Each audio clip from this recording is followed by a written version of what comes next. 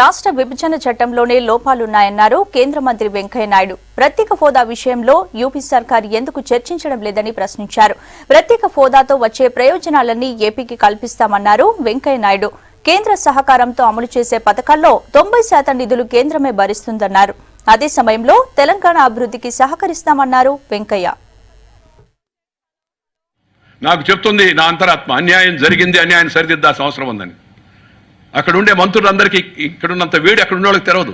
ప్రత్యేక హోదా నీ చట్టంలో ఎందుకు చేర్చలేదు? పదే పదే ప్రశ్న అడుగుతున్నాను నేను. ఎవడు ఒక్కటి సమాధానం చెప్పడం లే.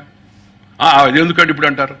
కేంద్ర ప్రభుత్వ సహకారం లేకుండా కొత్తగా ఏర్పడిన రాష్ట్రాలు ముందుకు సాగడము కష్టము. ఏమాత్రము రాజకీయ పరిపాలన పరిజ్ఞానం ఉన్న ప్రతి ఒక్కరికి ఈ విషయం అర్థమవుతుంది. ఆంధ్రప్రదేశ్కి ప్రత్యేక పరిస్థితి దృష్ట్యా ఆ హోదా ఇచ్చే అవకాశం లేదు కాబట్టి, వాళ్ళకి అన్యాయం జరిగింది కాబట్టి ఈ ఐదేళ్ల పాటు మనం ఆ వెసలుబాటు ఎక్స్టర్నల్ ఎయిడ్ ప్రాజెక్ట్ ద్వారా ఆ జరిగే నష్టాన్ని పూర్తి చేయ విధంగా చేద్దామని చెప్పి నిర్ణయానికి వచ్చాం. ఆ నిర్ణయాన్ని ప్రకటించాం. ఎక్స్టర్నల్ ఎయిడెడ్ ప్రాజెక్ట్స్ ద్వారా రాష్ట్రానికి కేంద్రం కల్పించడం, ఆ తర్వాత ఆ అప్పుని కేంద్రమే భరించడం. 2, రాష్ట్ర ప్రజలకు జీవప్రదాత అయిన పోలవరం ప్రాజెక్టుని కేంద్ర ప్రభుత్వమే అయ్యే ఖర్చునంతా పెట్టడం. అంతకుముందు 70-30 అన్నారు, ఆ తర్వాత 90-10 అన్నారు శాతం. కాదు, 100% కేంద్రమే భరించడం.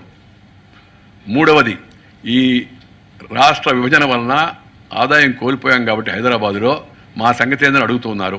దాన్ని 14వ ఆర్థిక సంఘానికి రెఫర్ చేస్తామని మన్మోహన్ సింగ్ గారు ప్రకటించారు.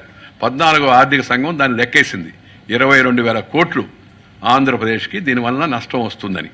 బెంగాల్కి, ఒరిస్సాకు, ఆంధ్రప్రదేశ్కి లెక్కేసి తేల్చింది. వాళ్ళు తేల్చిన తర్వాత ఆ 22,000 కోట్లు కేంద్ర ప్రభుత్వం ఇచ్చేయాలని నిర్ణయించింది.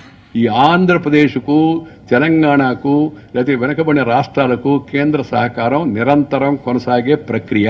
This is not one time affair, this is not one package affair.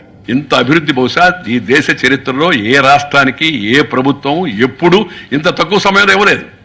ఈ విషయం పైన చర్చించండి, విస్తృతంగా చర్చ జరగాల. కానీ పార్లమెంట్లో విభజన జరుగుతున్నప్పుడు ఏకపక్షంగా విభజించి నమ్మక ద్రోహం చేసి ప్రజలకు మోసం చేసిన వాళ్ళకి విమర్శించే హక్కు లేదు, నిరసన తెలిపే హక్కు లేదు.